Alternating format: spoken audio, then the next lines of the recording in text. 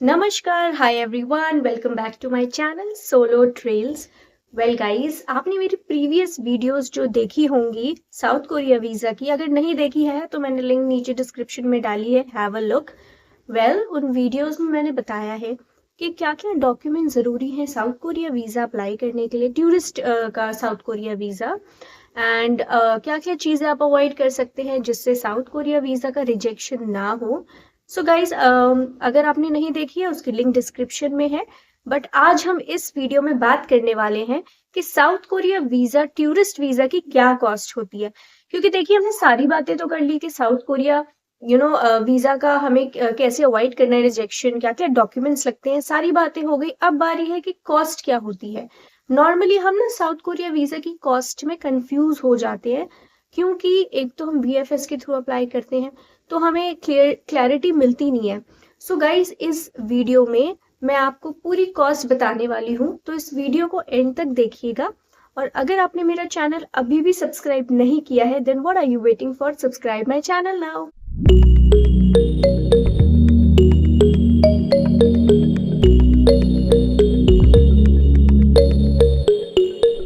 वैसे तो ना गाइस, साउथ कोरिया बहुत सुंदर कंट्री है। मैं गई थी साउथ कोरिया घूमने और इसकी कैपिटल है सोल। और यहाँ पे जो करेंसी यूज होती है उसका नाम है साउथ कोरियन वॉन। एंड बहुत ही सुंदर जगह है, ईस्ट एशियन कंट्री है। यहाँ पे और भी सारी सिटीज हैं जो कि बहुत फेमस हैं, जैसे कि बुसान और भी बहुत सारी है। साउथ कोरिया में ना क्या होता है कि जो उनका कल्चर है वो बहुत ही यूनिक है। और वहाँ के लोग बहुत ही काइंड हार्टेड है, मतलब फीमेल सोलो ट्रैवलर्स के लिए तो बहुत ही मतलब अच्छी कंट्री है। इट्स लाइक बेस्ट कंट्री जो मैंने अभी तक देखी, क्योंकि मैं एक सोलो ट्रैवलर हूँ। और मैंने बहुत सारी कंट्रीज अकेले घूमी है, जैसे कि साउथ कोरिया, जापान। और यूरोप में मैंने काफ़ी करीब 10 कंट्रीज के करीब अकेले घूमा है। और अभी भी मैं जाती रहती हूँ। सो गाइज, साउथ कोरिया जो है फीमेल ट्रैवलर्स के लिए स्पेशली बहुत ज़्यादा सेफ है। वहाँ पे तो ऐसा है कि मतलब आप एक जगह पे खड़े हो और आप रास्ता किसी से पूछ रहे हो, किसी स्ट्रेंजर से जो साउथ कोरियन है। एंड वो लिटरली आपको, चाहे मेल हो या फीमेल हो, वो लिटरली आपको उस जगह पे ऑलमोस्ट छोड़ने जाएंगे और आपको खुद थैंक यू करके वापस चले जाएंगे। मतलब बाकी कंट्रीज की तरह, इंडिया की तरह नहीं कि हमें डर लगे, हम भरोसा ना कर पाए। बट या of course safety is in your hands. आप सब पे ब्लाइंडली ट्रस्ट नहीं कर सकते।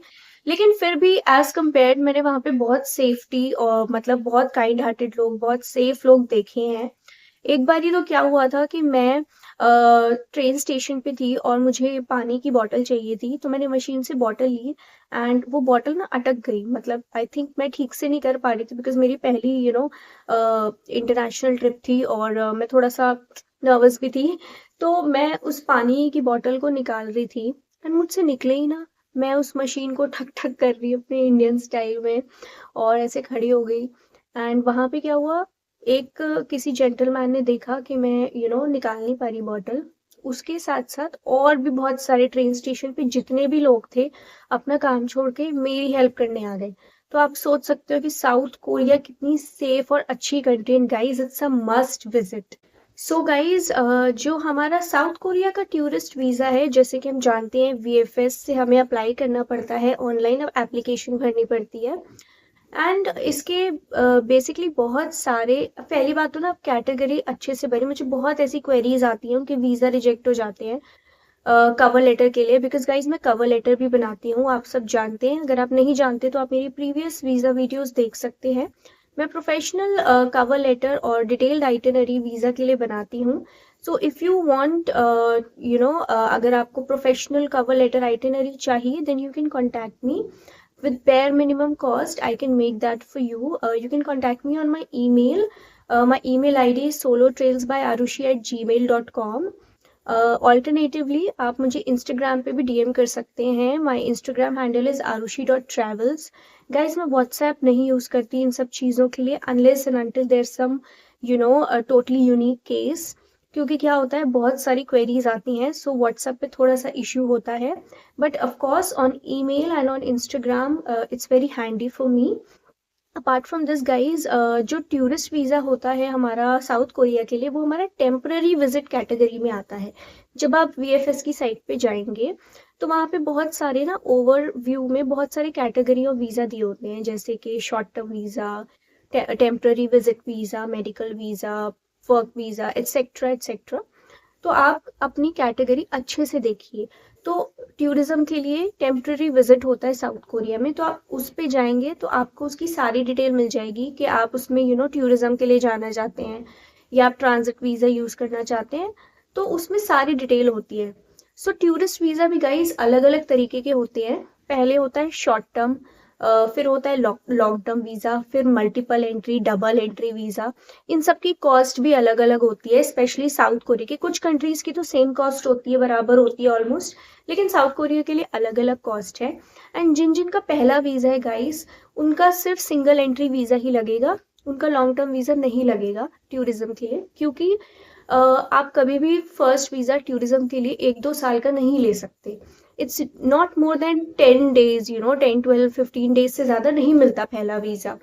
सो ऑल्सो मेक श्योर कि जब भी आप पहला वीज़ा अप्लाई करें, हमेशा देख के अप्लाई करें, ज़्यादा टाइम का अप्लाई ना करें, क्योंकि इनसे रिजेक्शन होते हैं। सो गाइस, सबसे पहला है इसमें शॉर्ट टर्म वीज़ा। जो single entry short term visa होता है वो हमारा लेस देन 90 days के लिए होता है, और उसकी टूरिस्ट वीज़ा की फ़ीस है 3200 रुपीज़।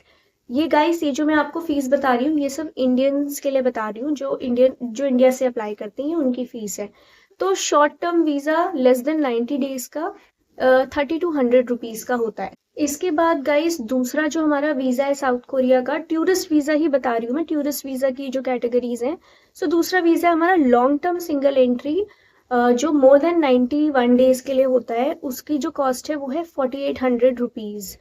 सो गाइज, ये जो मैं आपको सिंगल एंट्री बार बार बता रही हूँ कि short term visa single entry visa, long term single entry visa, ये एक सिंगल एंट्री यानी कि आप एक बार इंडिया से निकल के साउथ कोरिया चले गए और वापसी साउथ कोरिया से इंडिया आ गए, वो आपका वीज़ा वहीं यूज़ हो गया, ख़त्म हो गया। आप उस वीज़ा पे दोबारा नहीं जा सकते। अगर आपको दोबारा साउथ कोरिया जाना है तो आपको दोबारा से वीज़ा लेना पड़ेगा। तो ये होता है सिंगल एंट्री का मतलब, और ये है हमारी दोनों की कॉस्ट। तो long term single entry visa 91 days से ऊपर का जो मिलता है वो 4800 रुपीज़ का होता है। इसके बाद गाइज, तीसरा हमारा जो टूरिस्ट वीज़ा है वो है डबल एंट्री वीज़ा।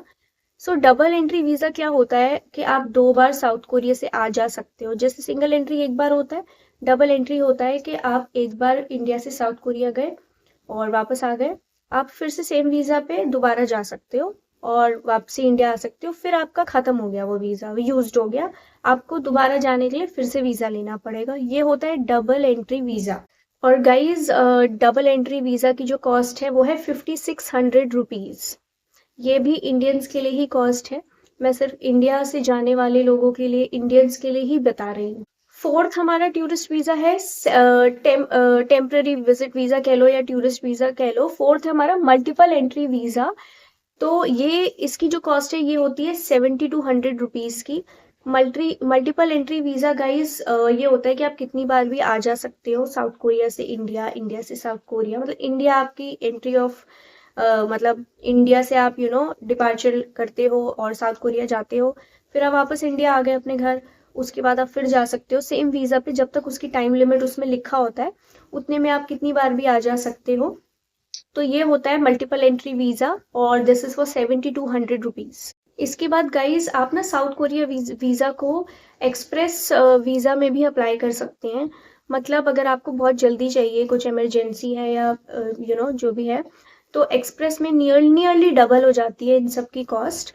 नॉर्मली ठीक यही रहता है कि आप टाइम से अप्लाई करें और आप उसको नॉर्मल वीज़ा कॉस्ट दे के ही आप जाएं। वेल गाइज, ये तो हो गई हमारी मोटा मोटा टूरिस्ट वीज़ा की कॉस्ट।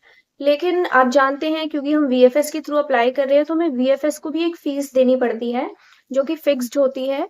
और वीएफएस की जो इन टूरिस्ट वीज़ा के अलावा जो एक्स्ट्रा फीस है वो है अराउंड 1500 रुपीज़ की। ये फिक्स्ड है एकदम, और ये सबको देनी पड़ती है।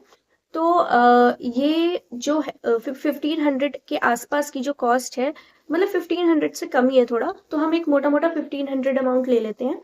तो 1500 के आसपास का जो अमाउंट है, ये वीएफएस की फिक्स्ड एक कॉस्ट है जो आप उन्हें एप्लीकेशन फ़ी के तहत देते हैं।